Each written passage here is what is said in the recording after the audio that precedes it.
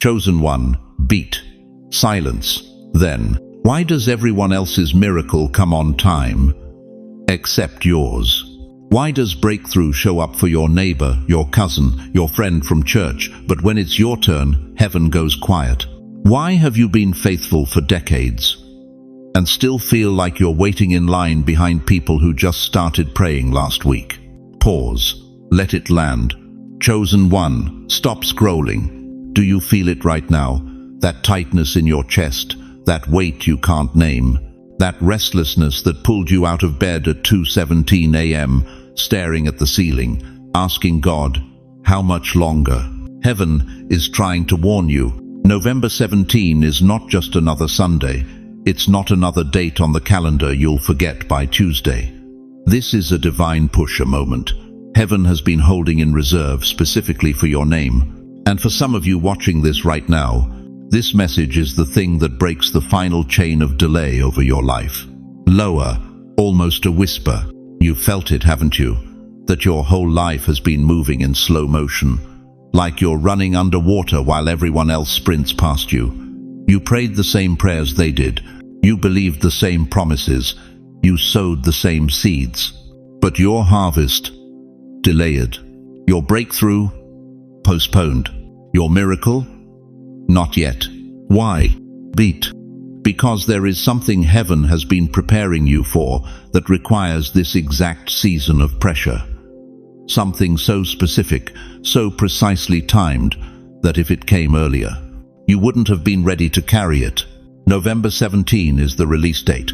And once you hear what I'm about to tell you, once you understand what heaven has been orchestrating behind the delay, nothing in your life will stay where it is. Shift, softer, pastoral. Before we go deeper, I need you to do something. Type "I'm ready" in the comments right now. Because agreement activates alignment. Your faith meeting this word creates a portal for heaven to move.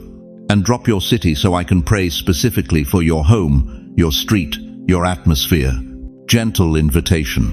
And listen, thank you. Thank you to every single one of you who has supported this message through super thanks. Your generosity means more than you know. You're not just giving, you're helping spread light to people who feel invisible in their calling. Whether you give or not, I'm deeply grateful for your presence, your time, your attention. It all matters. And if this message is resonating with your soul, go ahead, beat. Then, now, let me tell you what November 17 really is. Why does it feel like God set your life on pause and forgot to press play again? Why have you watched everyone around you graduate into their blessing while you're still sitting in the same seat, the same struggle, the same silence? Why does faithfulness feel like a punishment when you were promised it would be a reward? You know what I'm talking about. Some of you have waited 20 years for a phone call from your children that never came. You've waited decades for healing in your bones that doctors can't explain and prayers haven't touched. You've waited months for test results that refuse to change, for bank accounts that stay empty no matter how much you tithe, for relationships that remain cold no matter how warm your heart stays. You've waited your entire life for peace, and it still hides from you like a stranger in your own home. And the worst part, you can't even explain the wait anymore. You ran out of reasons to give people when they ask, "How are you?" You ran out of faith language to dress up the disappointment. You just smile, nod, say, "I'm blessed," and go home to a heart that feels anything but. That's delay. And delay, chosen one, is the cruelest teacher God ever allowed into your life. Because it doesn't just test your faith, it questions your worth. It whispers in the 3 a.m. silence, maybe you're not chosen.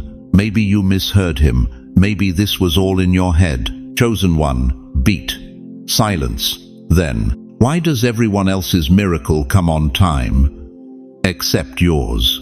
Why does breakthrough show up for your neighbor, your cousin, your friend from church, but when it's your turn, heaven goes quiet? Why have you been faithful for decades and still feel like you're waiting in line behind people who just started praying last week? Pause. Let it land.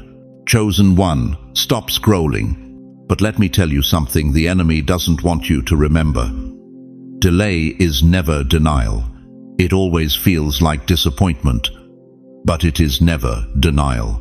Listen to what Isaiah said, and I need you to hear this in your spirit, not just your ears. They that wait upon the Lord shall renew their strength.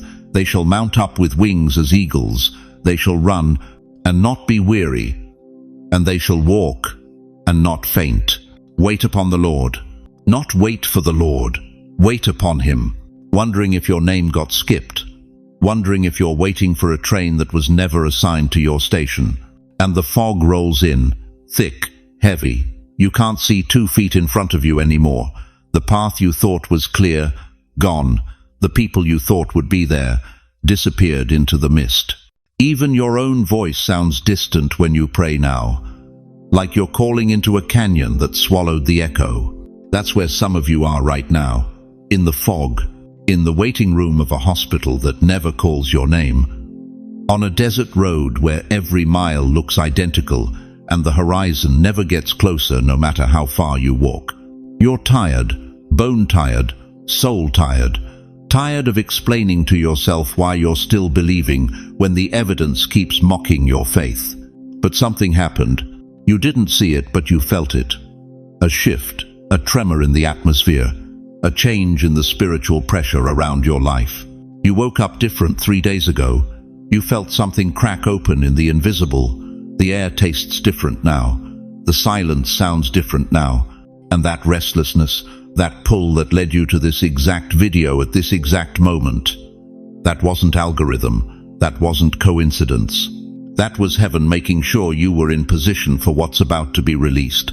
Because November 17 is not just the end of delay, it's the beginning of divine acceleration. And God doesn't accelerate people who haven't been refined in the waiting. He doesn't push forward those who haven't learned to stand still under pressure. The delay wasn't wasted. It was preparation. It was the quiet crucible where he burned off everything in you that couldn't carry what's coming. You've been in delay because what's coming is too big for who you used to be. Too precise for the version of you that needed everything explained. Too powerful for the faith that required constant confirmation. God has been building you in the dark, in the silence, in the fog. And on November 17, the light breaks. But I need to know something. I need to know you're hearing this deeper than surface level. If delay has been your story, if you've been stuck in the fog, standing at the empty train station, wandering the same desert road over and over type, that's me right now. Because heaven is watching your honesty. Your confession unlocks your next dimension. And I'm telling you, what's been held back is about to be released with force. Not a trickle, not a slow thaw, a flood, a push, a divine acceleration that will make up for every year the locusts consumed. But first, you need to understand what November 17 actually represents in the courts of heaven. November 17 is the day the divine gavel drops. The day heaven says, "Enough, release them." Listen to me carefully, chosen one. What you've been calling delay was never God forgetting you. It was never God ignoring your tears at 3 a.m. It was never him looking the other way while everyone else got their miracle and you got another year of waiting. What you've been experiencing is something the ancient prophets understood, but couldn't always explain: divine timing colliding with divine assignment. You weren't waiting on God. God was waiting for your season to mature. Think about it. A seed planted in February doesn't break ground in March just because you're tired of waiting. It breaks ground when the soil temperature reaches exactly 50 degrees, when the moisture content hits the precise level, when the sun angle creates the perfect conditions for life to explode upward. 1 degree too cold, nothing. 1 week too early, stillness. But when every element aligns, when timing meets readiness, that seed doesn't just grow, it erupts. That's what November 17 is. The eruption. Heaven has been leaning over your timeline like a conductor standing before a silent orchestra. Baton raised. Musicians ready, instruments tuned. But the music doesn't begin until the exact moment the conductor's hand falls. On November 17, the baton falls, and the orchestra of your destiny begins to play again. Now I know what you're thinking. I've heard this before. I've believed for breakthrough before, and I've been disappointed before. I understand that. The enemy has used delay to convince you that God's promises have expiration dates, that maybe you misheard him, that maybe you weren't chosen after all. But let me show you something that will shatter that lie forever. Turn with me to Luke 18, verse 7. Jesus asks a question that should make your spirit stand at attention. And will not God bring about justice for his chosen ones who cry out to him day and night? Will he keep putting them off? Read that again. His chosen ones, crying out day and night. And Jesus, God himself, asks if the Father will keep putting them off. The answer, no. The Greek word used here for bring about justice is ekdikeo. It means to vindicate fully, to avenge, to settle accounts with aggressive finality. This isn't gentle mercy. This is God moving like a father who just watched someone hurt his child. You've been crying out day and night, haven't you? Wondering when your turn would come, when your name would be called, when your breakthrough would stop being a promise and become a reality. November 17 is when God stops holding back and starts settling accounts. But here's what most people miss. Here's what the enemy doesn't want you to understand. Delay breaks when timing aligns with assignment. You see, God wasn't just making you wait to test your patience. He was aligning cosmic pieces you couldn't see, moving people into position, removing obstacles that would have destroyed you if your blessing came too early, maturing your spirit so you could carry what's coming without it crushing you. The prophet Habakkuk saw this. In chapter 2, verse 3, God tells him something that should ignite hope in your bones. For the vision awaits an appointed time. It speaks of the end and will not prove false. Though it lingers, wait for it. It will certainly come and will not delay. Did you catch that? Though it lingers, it will not delay. How can something linger and not delay? Because from heaven's perspective, it's arriving exactly on time. The lingering you feel is the gap between your human impatience and God's perfect precision. And that gap closes on November 17. I'm telling you right now, something is shifting in the atmosphere over your life. Heaven is no longer saying wait. Heaven is saying now. The locked gate that's been blocking your progress, it's about to swing open. The dam that's been holding back your overflow, it's about to break. The frozen river of provision, purpose, and power that's been stuck in your life, it's about to roar. But here's what I need you to understand. This isn't automatic. This isn't about you sitting back and hoping something falls from the sky. This is about agreement. When God spoke the world into existence, he didn't just think it, he declared it. Let there be light. And there was light. Words created reality. Your words right now have the same creative power. If your spirit is trembling while you're hearing this, if something inside you is waking up, standing up, rising up, then I need you to do something. Comment, break the delay right now. Don't think about it. Don't wait. Type it. You're not just typing words. You're breaking chains. You're signaling to heaven that you're in agreement, that you're ready, that you're aligning your faith with God's timing. Because here's the truth that will set you free. God moves where agreement exists. When heaven sees your faith meeting his word, that's when the supernatural collides with the natural. That's when delay doesn't just end, it shatters. So type it. Break the delay. Now let me tell you what happens next. What exactly pushes you forward on November 17? What is the mechanism heaven uses to launch you out of the waiting room and into your destiny? It's not what you think. It's bigger than a financial miracle, deeper than a relationship reconciliation, more powerful than a health turnaround. What's coming is a divine reset, a recalibration of everything that's been out of order in your life. And when you understand how this works, when you see what God is actually doing behind the scenes, you'll never look at delay the same way again. Stay with me. You've been standing at the edge for so long, you forgot what forward motion feels like. You've been waiting so long, you started believing that waiting was the promise. But here's what heaven never told you until now.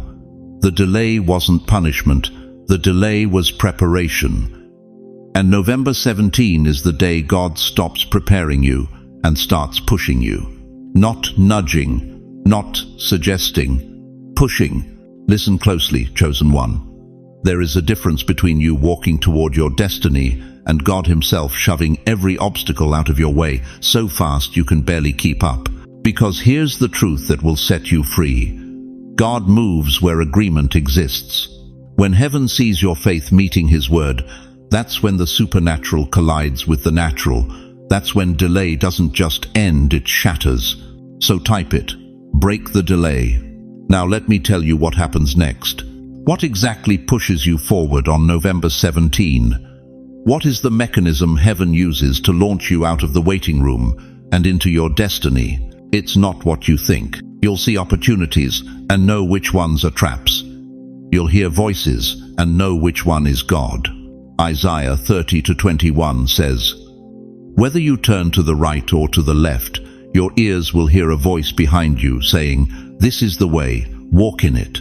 That voice, it's about to get louder, clearer, faster, and you won't second-guess it anymore. Because when God pushes you forward, He also upgrades your spiritual radar. You're not going to stumble into the next season blind. You're going to walk in with the clarity of someone who's been briefed by heaven itself. Second, emotional release. Here's what's going to shock you most. Memories that have crippled you for years, trauma you've carried since childhood, betrayals that still sting when you think about them, losses that hollowed you out and never fully healed, they're going to lose their power.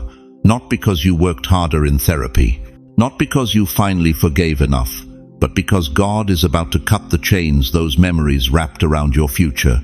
You're going to wake up one morning and realize you didn't think about it.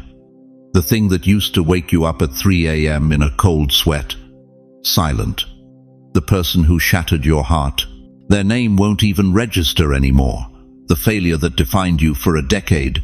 You'll remember it happened, but it won't define you anymore. And God doesn't accelerate people who haven't been refined in the waiting. He doesn't push forward those who haven't learned to stand still under pressure.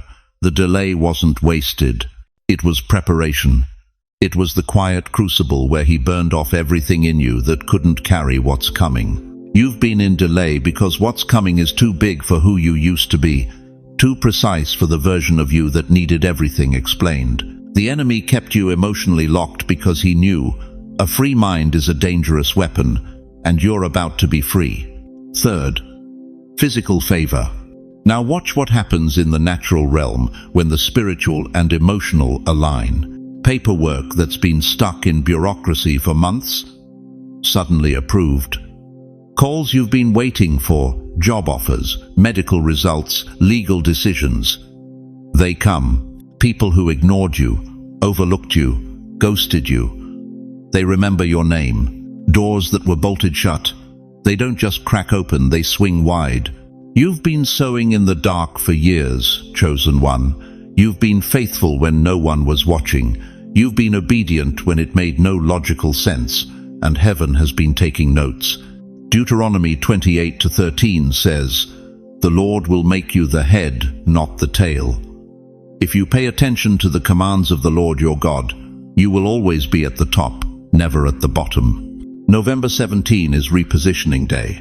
And here's the wildest part. You won't have to fight for it. You won't have to beg for it. You won't have to convince anyone you're worthy of it. God Himself is about to push the right people, the right opportunities, the right resources directly into your path, and all you'll have to do is say yes. This isn't about you finally working hard enough. This is about God deciding enough is enough. You will not walk into November 17 alone. Angels are already in motion. Psalm 91:11 promises, "For He will command His angels concerning you to guard you in all your ways."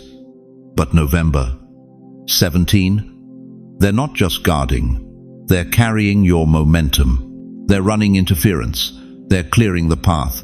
They're making sure that when you step forward, nothing, and I mean nothing, can block you. Here's what I need you to understand, and I need you to hear this in your spirit, not just your ears. The delay didn't break because you pushed hard enough. The delay breaks because God Himself is about to shove every obstacle, every resistance, every delay, every no, every closed door, every demonic assignment out of your way. And when God pushes, mountains don't just move, they evaporate. So let me ask you this. Are you ready to stop dragging yourself forward? Are you ready to stop white-knuckling your way through this season? Are you ready to let God do what only He can do and launch you into a dimension of favor you didn't even know existed? If you receive this word, if this is resonating in the core of your being, whisper amen right where you are, and then type it in the comments. Push me forward, Lord. Because agreement isn't passive. Agreement is activation. Now, let me show you what happens when resistance finally dies. Now listen carefully, because what I'm about to tell you will explain everything you've been feeling this week. Before breakthrough comes resistance. Before dawn breaks, the darkness fights hardest. Before the Red Sea splits, Pharaoh's army charges faster. And before November 17 releases what heaven has been holding for you, the enemy is going to launch his final ambush. He knows your release date, and he is terrified of it. You need to understand something that most believers never see. The size of the attack is always proportional to the size of the assignment. When hell fights you this hard, it's not because you're weak, it's because what's coming for you on November 17 is so powerful, so life-altering, so kingdom-shaking that the enemy would rather exhaust himself trying to stop you now than face you operating in that anointing later. So let me ask you, have you felt it? In the last 48 hours, maybe even the last week, have you noticed something shift in the atmosphere around you? A sudden sadness you can't explain? A fatigue that sleep doesn't fix? Thoughts that whisper, it's too late for you? Anxiety creeping in about your health, your future, your finances, or maybe it's closer to home, a sharp word from your son, a cold distance from your daughter, a misunderstanding with your spouse that came out of nowhere and cut deeper than it should have. Chosen one. That is not random. That is strategic. The enemy doesn't waste energy on people who aren't about to step into something significant.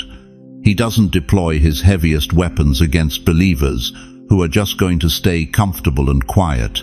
No, he reserves his fiercest attacks for the ones who are about to break through, for the ones whose season is about to shift, for the ones whose names are written on heaven's calendar for November 17. In Exodus 14, when Israel was 3 days away from freedom, Pharaoh didn't just let them go. He changed his mind. He gathered his fastest chariots, his strongest soldiers, his most elite warriors, and he chased them down with everything he had. Why? Because he knew if they crossed that sea, he would never control them again. And that's exactly what's happening to you right now. In the waiting room of a hospital that never calls your name, on a desert road where every mile looks identical and the horizon never gets closer, no matter how far you walk. You're tired, bone-tired, soul-tired, tired of explaining to yourself why you're still believing when the evidence keeps mocking your faith.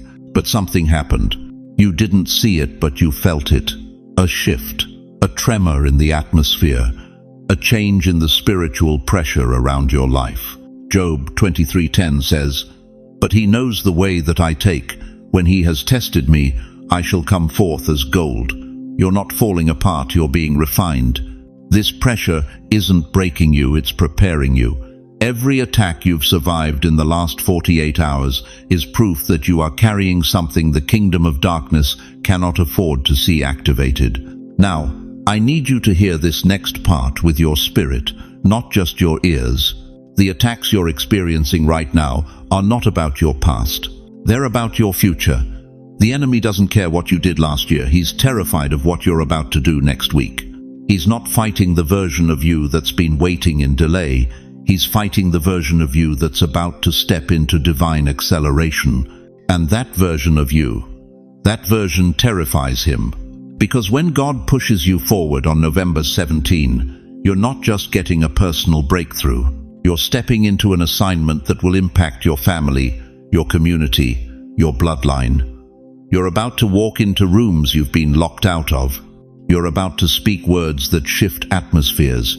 You're about to carry an anointing that breaks generational chains, not just for you, but for everyone connected to you. That's why the fight is so fierce right now. That's why you're feeling the pressure in your chest, the weight on your shoulders, the heaviness in your mind. You're not under attack because you're weak. You're under attack because you're dangerous. And the closer you get to November 17, the more desperate the enemy becomes. But here's what you need to understand. This battle has an expiration date. Pharaoh's army could only chase Israel to the edge of the sea. After that, the waters became their grave. The enemy can fight you up until your breakthrough moment, but the second heaven says, now, every weapon formed against you collapses. You are 3 days away from your crossing. 3 days from the moment when delay breaks, when the chains snap, when the door that's been locked for years finally swings open. And hell knows it. So it's throwing everything at you: doubt, discouragement, division, distraction, hoping you'll quit right before the breakthrough. But here's what the enemy didn't count on. You're still here, you're still standing, you're still believing. And that means he's already lost. We are crossing together. Because here's the truth that will set you free. The enemy's last 48 hours of attack are proof that heaven's next 48 hours are loaded with breakthrough. The storm isn't a sign you're off course, it's a sign you're right on time. But, and this is critical, there is one thing you must do on November 16. One act of obedience that will seal your breakthrough and block the enemy's final attempt to drag delay into your next season. If you miss this, he will try to push your release date back again. But if you do it, you will step into November 17 with every chain already broken, every door already unlocked, every enemy already defeated. And I'm going to reveal exactly what that is next. Now listen carefully. What I'm about to give you is not a suggestion, it's a key. And if you don't use it, the door stays locked. You've been praying for years. You've been faithful through seasons that would have broken others. You've watched God move mountains for people who barely whispered his name, while you've been on your knees every single night, crying out for just one breakthrough, just one sign that he hasn't forgotten you. But here's what most people don't understand about divine timing. Heaven doesn't just move when you're ready. Heaven moves when you give permission. You heard me right. Permission. God will not force his way into a heart that's still gripping the old season. He won't kick down the door of a life that's double locked from the inside with bitterness, with why me, with it's too late now. He's a gentleman. He waits for your yes. He waits for your release. And that's what November 16 is for. The night before the push, the night before the shift, the night you stop being a victim of delay and become a partner in breakthrough. Here's what you're going to do. And I need you to hear this not as ritual, but as warfare. Not as routine, but as revolution. On the night of November 16, before you close your eyes, before you pull that blanket up to your chin and wonder if tomorrow will be different, you're going to speak something aloud. Not in your head, not mumbled under your breath, out loud, with your whole chest, even if your voice shakes, even if you're the only one in the room. You're going to say this: Lord, I release the old delay. I receive the new direction. Push me forward. That's it. 11 words. But those 11 words carry the weight of heaven's agreement. Let me tell you why. Words are not just sound. Words are spiritual permission slips. They are keys that unlock realms.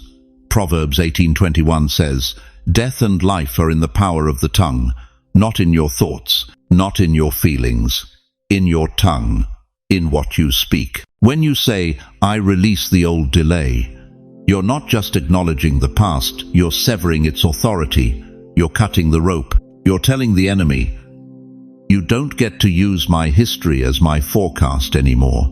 When you say, "I receive the new direction," you're opening your hands, you're making space, you're saying to God, "I'm done controlling the timeline. I trust your push more than my plan." And when you say, push me forward, you're inviting divine force. You're asking God to do what you cannot do for yourself, to move you past the paralysis, past the fear, past the, I'm too old, I'm too tired, I'm too late. Because here's the truth nobody tells you. God's push doesn't feel like gentle encouragement. It feels like being shoved off a cliff into your destiny, and you will not jump on your own. You need Him to push. Now, some of you are thinking, I'm not good with words. I don't talk like preachers. I mess up when I pray out loud. Good. God doesn't need your eloquence. He needs your honesty. You don't need fancy words. You don't need King James language. God hears your heart better than your tongue. If all you can get out is, Lord, I'm ready. Move me. Please, that's enough. That's more than enough. But you have to say it. You have to release sound into the atmosphere, because faith without works is dead, and prayer without voice is a locked treasure chest. Listen to me. The enemy has kept you silent long enough. He's convinced you that your voice doesn't matter, that your prayers bounce off the ceiling, that God stopped listening years ago. That's a lie straight from hell.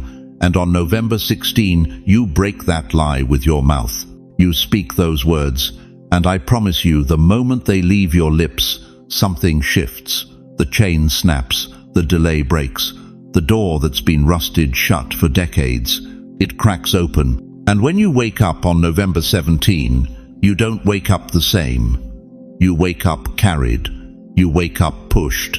You wake up with momentum you didn't manufacture, with clarity you didn't earn, with direction you didn't map out, because God heard you, and He moved. Think about Lazarus, dead 4 days, rotting in a tomb. Everyone had given up.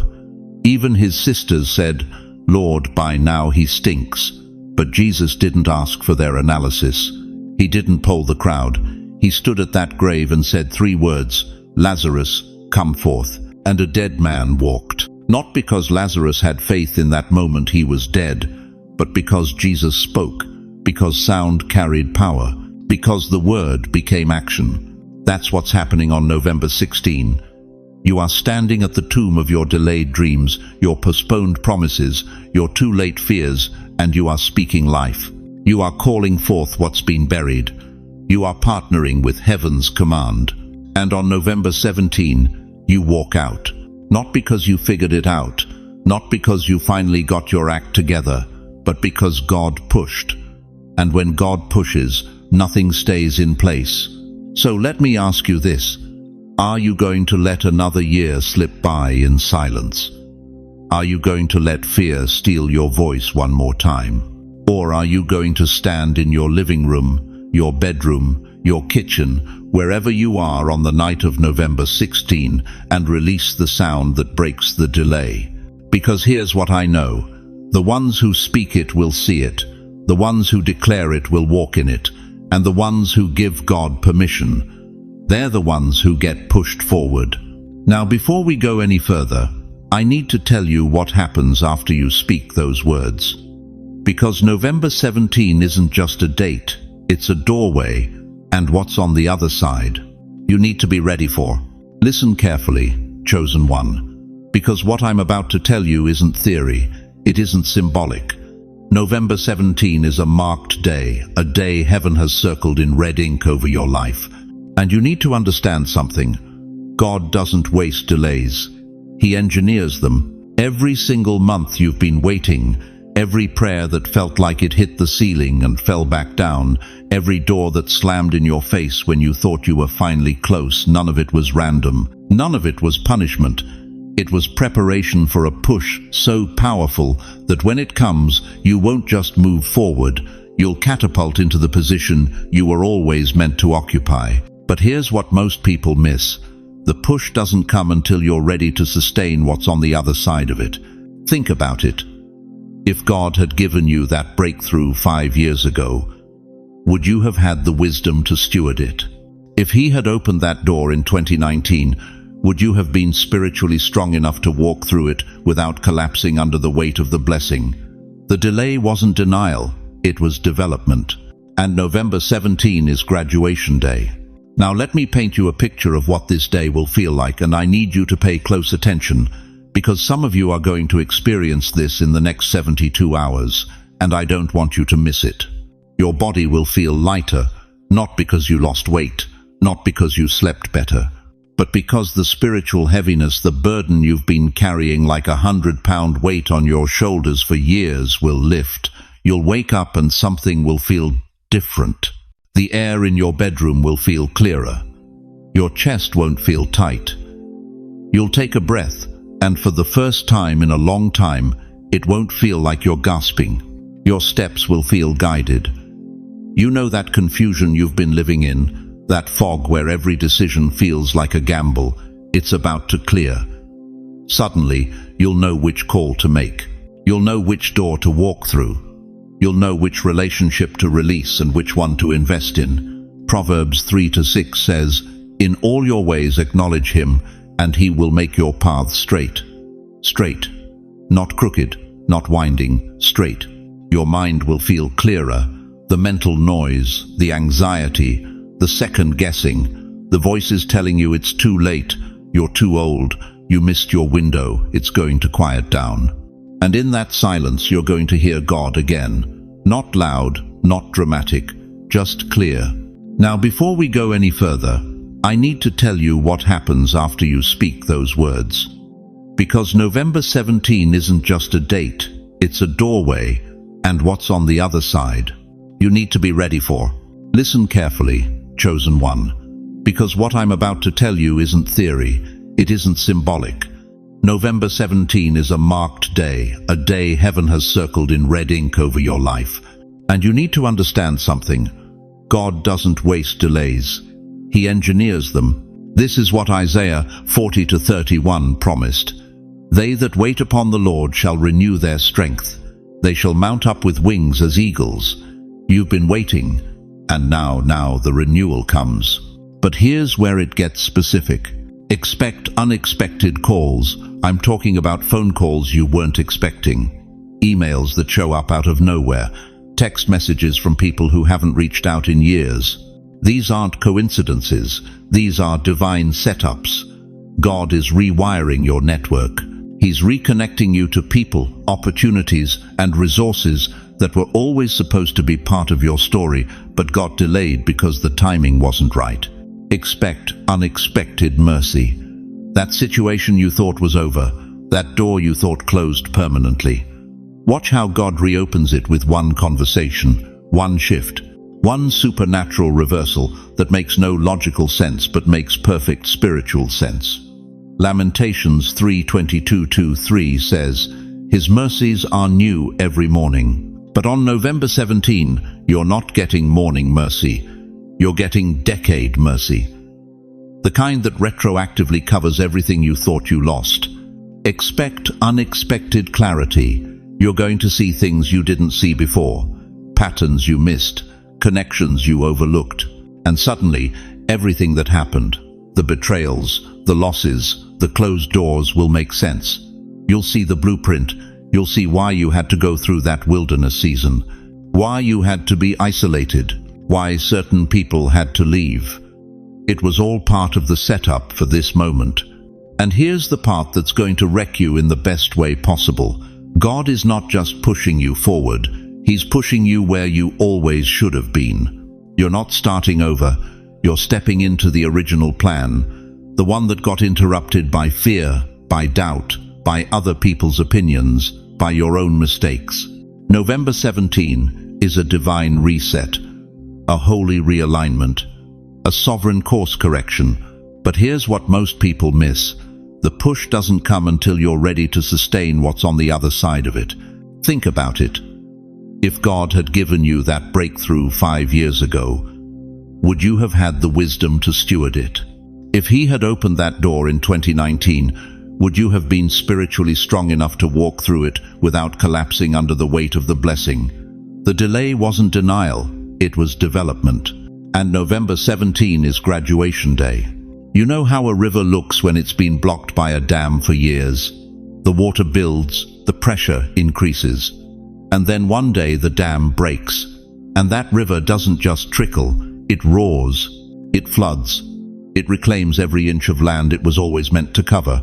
That's you. The dam is breaking. And when it does, everything downstream is about to change.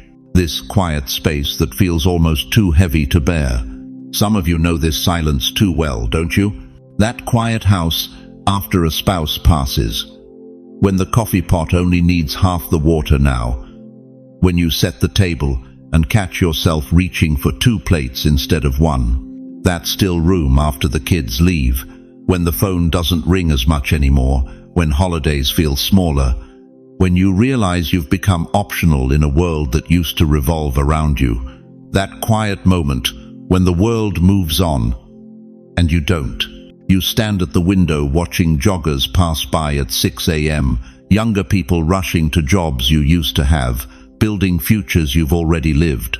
And the silence wraps around you like a blanket you didn't ask for. But let me tell you something that's going to shift everything you think you know about this season. This silence, this time, it's not loneliness. It's God holding his breath over your life, right before he acts. You see, there's a silence that comes before resurrection. The Bible shows us this pattern again and again. After the Red Sea parted, there was silence before the song. After the stone was rolled away, there was silence before the angel spoke. After Jesus said, "It is finished," there was silence before the earth quaked and the veil tore. Silence is not absence. Silence is preparation. In John 11, Lazarus had been dead for 4 days. 4 days of silence. 4 days of Mary and Martha weeping, asking where Jesus was, wondering why he didn't come when they called. 4 days of that house smelling like death. 4 days of neighbors whispering. 4 days of feeling forgotten by the very one who promised to be there. And then Jesus showed up. He didn't apologize for the delay. He didn't explain himself. He simply said, "Take away the stone." And Martha, practical, realistic Martha, said what you've probably been thinking. "Lord, by this time there's a stench. It's been 4 days. In other words, it's too late. The moment has passed. The opportunity is gone. What was supposed to happen should have happened 3 days ago." But Jesus looked at her and said something that I need you to hear right now with every fiber of your being. "Did I not tell you that if you believed, you would see the glory of God?" The silence wasn't the end of the story. The silence was the setup. Because what God is about to do in your life on November 17 requires everyone to think it's impossible first. It requires the world to count you out. It requires even you to doubt whether there's anything left to hope for. He is not finished. He is not finished. He is not finished with you. Let that sink in for a moment. Not finished, present tense, active, ongoing. The same God who parted seas in your youth is still moving in your senior years. The same God who opened doors in your 20s is still opening them in your 70s. The same God who gave you strength to raise children, build careers, survive losses, that same God hasn't retired just because you have. Isaiah 46:4 says it plainly, "Even to your old age I am he, and even to gray hairs I will carry you. I have made and I will bear, even I will carry and will deliver you." Did you catch that? I have made past tense, he made you. I will bear future tense, he's not done bearing you. I will carry continuing action, I will deliver promise, standing. Your silence is not emptiness, it is expectancy. Think about it. When a woman is in labor, right before the baby crowns, there's often a moment called the rest and be thankful stage. Everything stops, the contractions pause, the body goes quiet, and for a brief moment, it feels like nothing is happening. But experienced midwives know that silence means the birth is imminent. That pause is the body gathering every ounce of strength for the final push. That stillness is not stalling, it's staging. You are in that moment right now. Everything you've been through, every delay, every disappointment, every door that closed in your face, every prayer that seemed to bounce off the ceiling, every night you cried yourself to sleep, wondering if God even remembered your name, all of it has been labor. Painful, exhausting, relentless labor. And now comes the silence. But November 17 is the crowning. It's the moment when all that pressure, all that pushing, all that pain finally produces what God has been forming in the hidden place. And here's what you need to understand. The enemy wants you to interpret this silence as abandonment. He wants you to believe that the stillness means God has moved on to younger, more useful vessels. He wants you to think that your season of impact is over, that your voice doesn't matter anymore, that your best days are behind you. That is a lie from the pit of hell. The silence you're experiencing right now is not God's absence, it's His attention. He is watching you closer than He's ever watched you before. He is fine-tuning the timing. He is aligning every piece of the puzzle. He is positioning people, moving mountains, rearranging circumstances that you can't even see yet. And on November 17, when He pushes you forward, it won't be a small step. It will be a launch, a catapult, a divine acceleration that makes up for every single year the locusts have eaten. But here's the question that will determine everything. Will you trust the silence? Will you hold steady in the stillness? Will you believe that the pause is purposeful? Or will you give up 3 days before Lazarus walks out of the tomb? You know what happens when the world finally goes silent? When the television stops talking? When the phone stops buzzing? When the voices of your children, your grandchildren, your neighbors fade into the background? When it's just you and the hum of the refrigerator at 3 a.m., that's when heaven speaks. Because God doesn't compete with noise, He waits for it to fall away.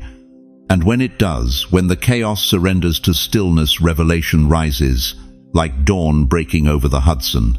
Listen to me carefully, chosen one. The quiet you've been afraid of, the silence you've been trying to fill with television reruns and phone calls and busy work, that wasn't emptiness. That was invitation. God has been waiting for you there. And what He shows you in that sacred space will rewrite everything you thought you knew about your life. Here's the first truth He reveals. You were never behind. I know you've spent years, maybe decades, looking at your life like a race you lost, watching others cross finish lines while you're still lacing up your shoes, seeing promotions you didn't get, marriages that didn't last, dreams that dissolved like sugar in rain. You believed the lie that you were slow, that you missed your window, that God's best passed you by somewhere around 1987, and you've been living on scraps ever since. But listen to what Jeremiah 29:11 says, and I mean really listen. For I know the plans I have for you, declares the Lord, plans to prosper you and not to harm you, plans to give you hope and a future. Not past tense, not plans I had, plans I have. Present, active, alive. You weren't behind, you were being shaped. Every delay was a chisel stroke. Every closed door was divine protection. Every not yet was heaven saying, I'm not done sculpting you for what's coming. The second truth, the delay wasn't punishment, it was alignment. You thought God was withholding, but He was positioning. Like a surgeon who won't operate until the patient is stable. Like an architect who won't pour the foundation until the ground is solid. Like a jeweler who won't set the diamond until the setting is perfect. Psalm 37:23 tells us, the steps of a good man are ordered by the Lord. Ordered, not rushed, not random, ordered. Every year you thought you wasted, God was arranging pieces on a board you couldn't see. And here's what most people miss. Alignment takes longer than achievement. Any fool can build fast, but building something that lasts, something that can carry the weight of what heaven is about to release through you, that requires time, pressure, fire. You've been in the fire, haven't you? And you thought it was punishment. But Job 23:10 says, when He has tested me, I will come forth as gold. Not might, will, guaranteed. The fire wasn't destroying you, it was refining you. Now here's the third truth, and this one's going to undo you. Your future is bigger than the years left on your birth certificate. You think because you're 72, 81, 67, that your best chapters are leather-bound and gathering dust on a shelf. You think because your knees creak and your hands shake and your children treat you like fine china, fragile, decorative, breakable, that God is finished writing your story. Chosen one. That is a demonic lie whispered by a culture that worships youth and discards wisdom. Moses was 80 when God called him to the burning bush. Abraham was 100 when Isaac was born. Anna was 84 when she prophesied over the infant Jesus in the temple. Caleb was 85 when he said, "Give me this mountain." 85. And he wasn't asking for a rocking chair. He was asking for a war. God doesn't retire his generals just because their hair went silver. He promotes them. Because what's coming requires the kind of faith you can't microwave. The kind of authority you only earn through decades of showing up when heaven was silent and still saying, "I trust you." But let's go deeper, because I know what you're really feeling. It's not just delay, it's regret, isn't it? The marriages that crumbled, the children who won't call, the careers that peaked and faded, the mirror that shows you a stranger. It's the fear of irrelevance, of being the person everyone smiles at but nobody listens to, of having wisdom nobody wants because TikTok is faster and louder and younger. It's feeling forgotten by your own family, calls that don't come, holidays you spend alone, grandchildren who know you through FaceTime but not through presence. It's feeling unheard, like your voice became wallpaper, like your prayers bounce off the ceiling, like even God put you on mute. And here's the cruelest one. It's feeling unused by God, like you were supposed to do something significant, something that mattered, something that outlived you, but the door never opened. And now you're standing in the hallway of your 8th decade wondering if you imagined the whole calling. Let me speak directly to that wound. The world may forget you. Heaven refuses to. Isaiah 49:15-16 says, "Can a mother forget the baby at her breast and have no compassion on the child she has borne? Though she may forget, I will not forget you. See, I have engraved you on the palms of my hands." Engraved. Not penciled in, not sticky noted. Engraved, permanent, indelible, carved into the hands that hold the universe. You think God forgot about you because people did. But God isn't people. And what he's been doing in the quiet, in the delay, in the waiting, in the loneliness you thought would break you is preparing you for a push so powerful it will rewrite the final chapters of your story. November 17 is when the veil drops. But this is only the first piece. What comes next is far greater and far heavier. Because now that you know the truth about the delay, you need to understand what's about to break. Listen to me carefully. Breakthrough doesn't end the journey. It begins a heavier one. You've been praying for the door to open. You've been asking God to remove the obstacle. You've been crying out for the delay to break. And it will. November 17 marks the breaking point. But what comes after that door swings open, most people aren't prepared for. Because glory has weight, anointing has weight, authority has weight, and God doesn't hand heavy things to weak hands. That's why you've been in the fire so long. That's why the weight has felt unbearable. That's why you've been stripped, tested, refined, and rebuilt in ways that made you question if God even remembered your name. He was never punishing you. He was fortifying you.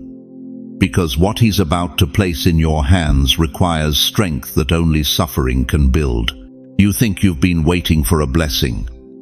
But God has been preparing you for a burden, a sacred burden, a burden so specific, so divinely orchestrated, that only you with your exact history, your exact scars, your exact story can carry it. And here's the part most preachers won't tell you. Your age isn't your disadvantage, it's your authority. You don't carry history, you carry mantle.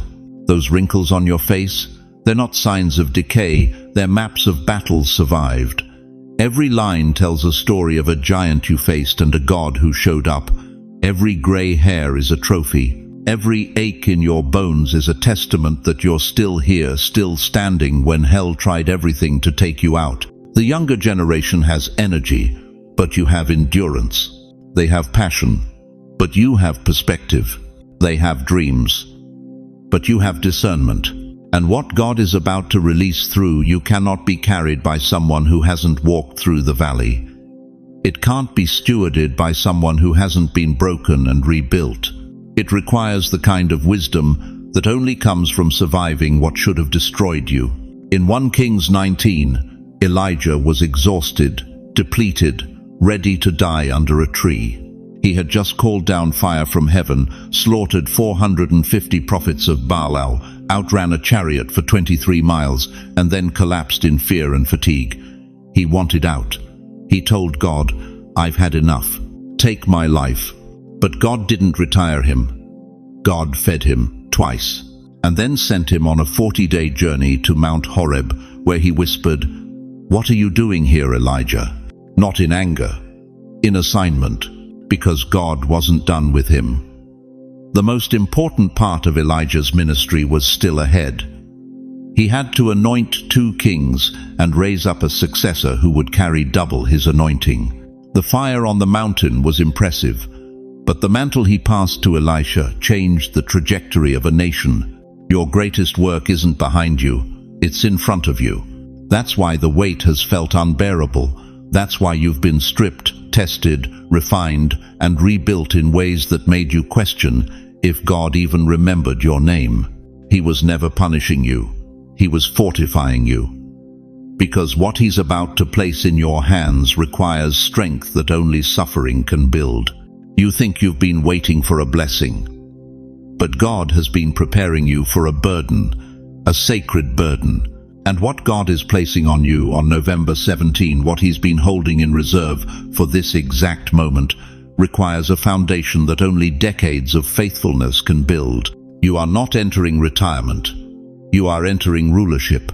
Moses was 80 when God called him to deliver a nation. Abraham was 100 when the promise finally showed up. Caleb was 85 when he said, "Give me this mountain." Anna was 84 when she prophesied over the Messiah in the temple. God doesn't put people on the shelf when they age. He puts them in position, because the enemy fears the prayers of the elderly more than the passion of the young. Your prayers have history. Your intercession carries authority. Your worship shakes principalities because you've been in the presence long enough to know his voice from the noise. And right now, heaven is watching you. Angels are waiting. Destinies are connected to your obedience. Generations are tied to your yes. There is weight in what's coming. I won't lie to you. There is responsibility. There is sacrifice. There is a level of surrender that most people will never understand. But there is purpose. And where there is purpose, there is power. Where there is calling, there is covering. Where there is assignment, there is anointing. You won't carry this alone. The same God who sustained you through the valley will sustain you on the mountain. The same God who held you through the delay will uphold you in the delivery. The same God who kept you when you had nothing will keep you when you're carrying everything. Isaiah 46:4 says, "Even to your old age and gray hairs, I am he who will sustain you. I have made you, and I will carry you. I will sustain you, and I will rescue you." He made you. He's carried you this far, and he's not about to drop you now. This is the season where the crown is placed on a weary head, where the mantle lands on tired shoulders, where the scepter is handed to trembling hands, and the moment you take it, strength floods in like a river. Because God doesn't call the equipped. He equips the called. And you, chosen one, have been called for such a time as this. So when November 17 comes, and that door finally opens, don't shrink back, don't second guess, don't let fear whisper, "You're too old, too tired, too late." Step through that door like you own it, because heaven already carved your name into the threshold. Now the question is, are you ready to carry what's on the other side? Listen to me carefully. The moment you step into breakthrough, the enemy doesn't retreat, he regroups. You think the war is over, because the door finally opened. You think the battle is won because the delay finally broke. But here's what they don't tell you. In those Sunday morning sermons, breakthrough is not the end of the fight. It's the beginning of a new one. And this one is personal. Because the enemy knows something about you that most people don't. He knows you've been waiting so long for this moment that you might not be ready for what comes after it. He knows that decades of delay have trained you to expect disappointment. He knows that your faith has scar tissue, and he's going to use every single wound, every single memory, every single fear you thought you buried to pull you back into the prison you just walked out of. I'm talking to the 72-year-old woman who finally got the call from her prodigal son after 15 years of silence. The enemy is whispering, "Don't get your hopes up. He's going to leave again." I'm talking to the 68-year-old man whose doctor just said the word remission for the first time in 3 years. The enemy is planting doubt. It's going to come back. It always comes back. I'm talking to the widow who just felt joy again for the first time since her husband passed. The enemy is telling you, you don't deserve to be happy. You should still be mourning. You see, the enemy doesn't attack you with new lies. He attacks you with old ones. He uses your history as a weapon. He drags up versions of yourself that no longer exist and parades them in front of you like ghosts, trying to convince you that you're still that broken person, still that abandoned child, still that rejected spouse, still that forgotten dreamer. But let me tell you what the word says in 2 Corinthians 5:17. If anyone is in Christ, he is a new creation. The old has passed away. Behold, the new has come. The old has passed away. That version of you the enemy keeps showing you. She's dead. He's dead. That person doesn't exist anymore. You are not who you were in 1987 when your marriage fell apart. You are not who you were in 2003 when you lost everything. You are not who you were last year when you begged God to just let you die because the pain was too much. You are new. And the enemy hates that. Because if you walk in your newness, if you actually believe that November 17 broke the delay and not just delayed the breaking, if you stand firm in that truth, he loses access to you. But here's where it gets dangerous. Here's where most people forfeit their breakthrough without even realizing it. There are 3 traps the enemy sets the moment you step into your promise. And if you don't see them coming, they will drag you right back to Egypt. Trap number 1. Old habits trying to return. You've been in survival mode for so long that you don't know how to live in abundance. You've been in lack for so long that you don't know how to steward overflow. You've been alone for so long that you don't know how to let people in. So what happens? The moment God opens the door, you self-sabotage. You pull back. You shrink. You go back to what's familiar, because breakthrough feels too good to be true. I've seen it 100 times. The person who prayed for the job finally gets the offer and turns it down because they're not ready. The person who prayed for love finally meets someone and pushes them away because they're too damaged. The person who prayed for provision finally receives it and gives it all away because they feel guilty keeping it. That's not humility. That's the spirit of delay still operating in your mind. Trap number 2. Old voices trying to pull you back. Pharaoh didn't just let Israel go. He chased them, and the people in your life who benefited from your bondage, they're going to chase you too. That family member who always needed you to stay small so they could feel big. That friend who trauma bonded with you over shared misery and now doesn't know how to relate to your joy. That religious voice that told you suffering was your cross to bear and now resents your freedom. Exodus 14:10 says, "The Egyptians were marching after them. Even after the door opened, even after the miracle happened, they still came." And you need to understand something. Not everyone in your life is called to your next chapter. Some people were only assigned to your wilderness. And if you try to drag them into your promise, they will turn your Canaan back into Egypt. Trap number 3. Old fears resurfacing. This is the most dangerous one, because fear doesn't announce itself. It disguises itself as wisdom. It disguises itself as caution. It disguises itself as being realistic. You finally step into your purpose and fear whispers, "What if you fail?" You finally open your heart again and fear whispers, What if they hurt you like the last one did? You finally believe God is moving, and fear whispers, what if he changes his mind? But let me tell you what God said to Joshua when he was about to step into his breakthrough. Be strong and courageous. Do not be frightened, and do not be dismayed, for the Lord your God is with you wherever you go. Wherever you go, not just in the valley, not just in the waiting, but in the breakthrough too.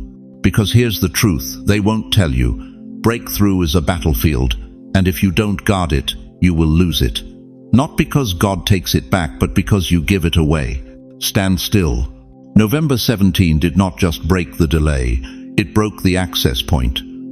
The door the enemy used to get to you, it's closed now. The pattern he used to trap you, it's shattered now. The cycle he used to control you, it's over now. But you have to believe that. You have to walk like it's true. You have to live like the war is already won, because it is. In Revelation 12:11 it says, "They overcame him by the blood of the Lamb and by the word of their testimony." Your testimony is your weapon. Your breakthrough is your evidence. Your survival is your proof. But there is one thing the enemy fears most.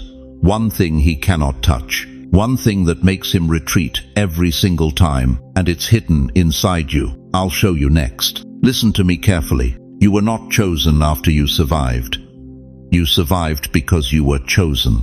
Every scar on your body, every tear you've cried in the middle of the night when no one was watching, every time you thought you couldn't take one more step but somehow you did, that wasn't luck. That was evidence. Evidence that heaven marked you before the foundation of the world for something the enemy has been desperately trying to stop. And here's what they don't want you to know. Your age does not disqualify your assignment. It perfects it. You think you're too old. Moses was 80 when God gave him the rod. Abraham was 100 when the promise finally showed up. Sarah laughed at 90, and then she gave birth to nations. Your wrinkles are not weakness. They are warfare scars.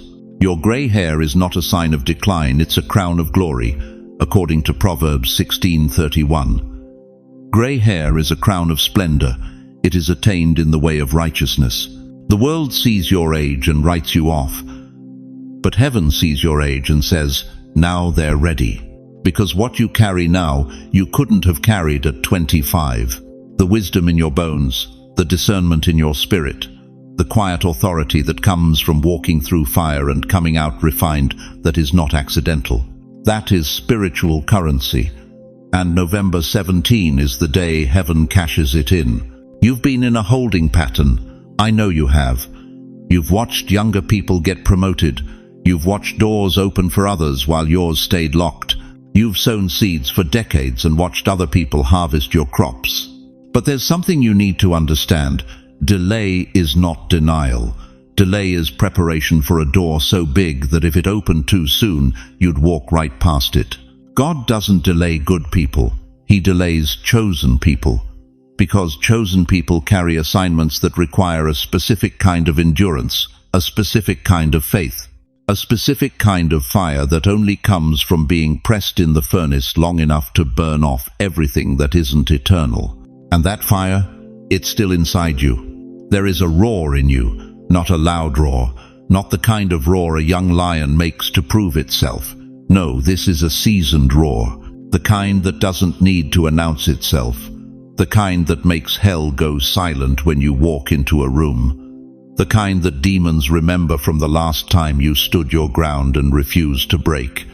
Revelation 5:5 calls Jesus the Lion of the tribe of Judah. And if Christ is in you, and he is, then his roar is in you too. You've just forgotten how to use it. But November 17 is the day you remember. Here's what the enemy fears most. It's not what you're going to become. It's what you're remembering. Because the moment you remember who you are, the moment you remember whose you are, the moment you remember that you didn't just survive by accident, you survived because you're on assignment, everything shifts. Hell didn't attack you all these years because you were weak. Hell attacked you because you were dangerous. And the fact that you're still here, still breathing, still believing, still watching this message right now, that terrifies the kingdom of darkness, because they threw everything at you. Loss, betrayal, sickness, grief, disappointment, delay after delay after delay. They tried to break you, they tried to bury you. But what they didn't know is that you weren't buried, you were planted. And what God plants, hell cannot uproot. Psalm 92:13:1-4 says, "The righteous will flourish like a palm tree.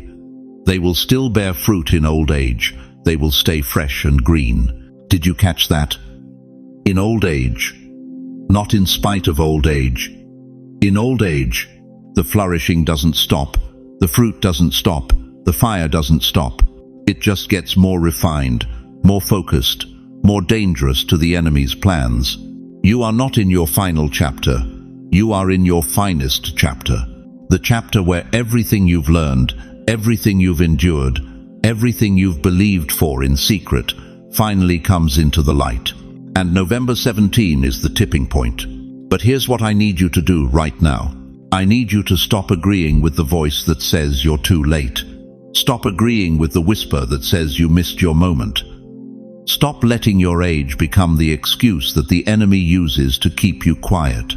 Because that voice is a liar, and it's losing power every second you keep listening to this message. You are not too old. You are not too tired. You are not too forgotten. You are remembered by the Most High God. Your name is written on the palms of His hands, according to Isaiah 49:16.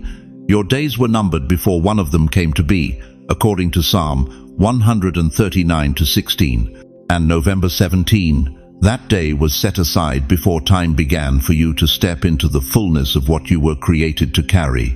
So I'm going to say this once, and I need you to let it sink all the way into your spirit. Remember who you are, not who you were, not who people said you should be, not who you became when life broke you down. Remember who you are. You are a child of the King. You are a carrier of His presence. You are a voice in the wilderness. You are a light in the darkness. You are a finisher, not a quitter.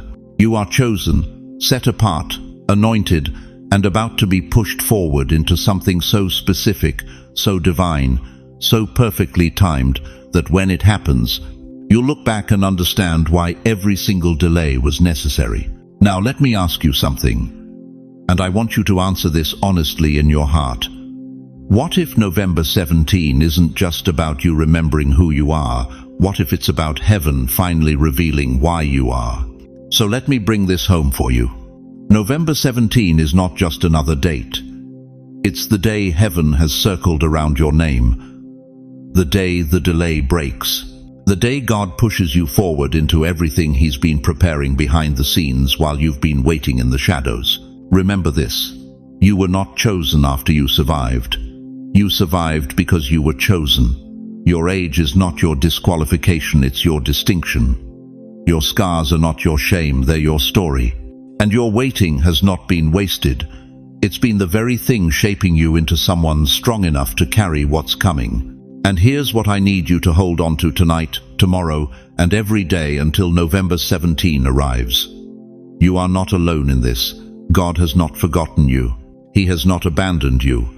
He has not moved on to someone younger, faster, or more qualified. He is still working, still moving, still orchestrating. And He's about to show you that every closed door, every unanswered prayer, every moment you thought you were invisible, it was all leading to this. You are surrounded by a community of believers who understand your struggle.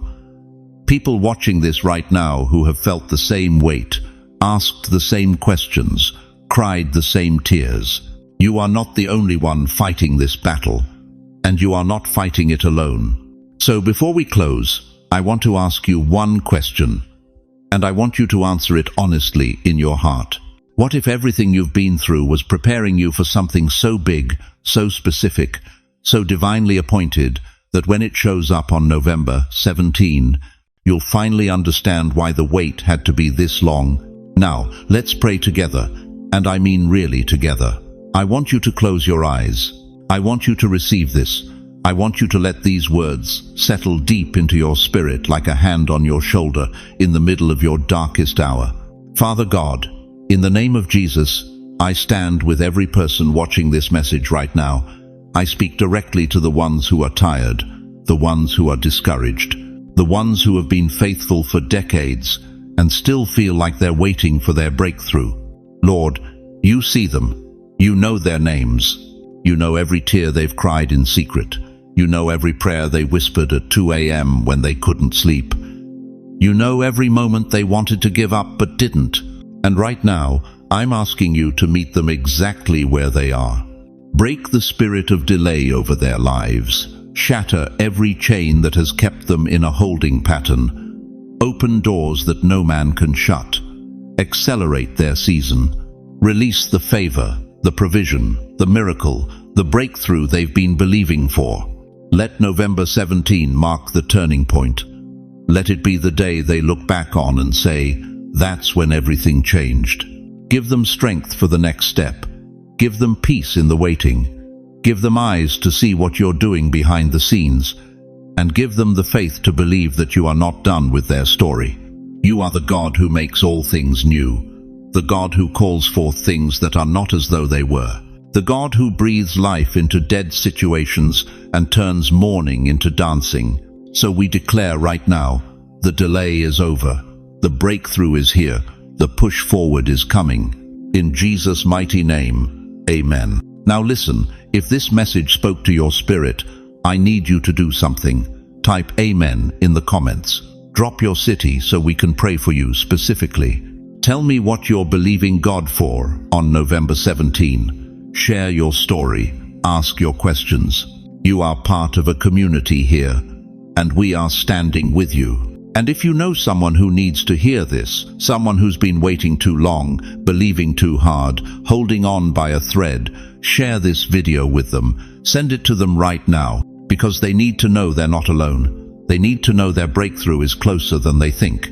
Before you go, if you haven't already, hit that subscribe button and turn on notifications, because we are building a community of believers who refuse to give up, refuse to quit, and refuse to let delay define their destiny. Thank you for being here. Thank you for watching until the very end. Thank you for trusting me with your time and your faith. God is not done with you.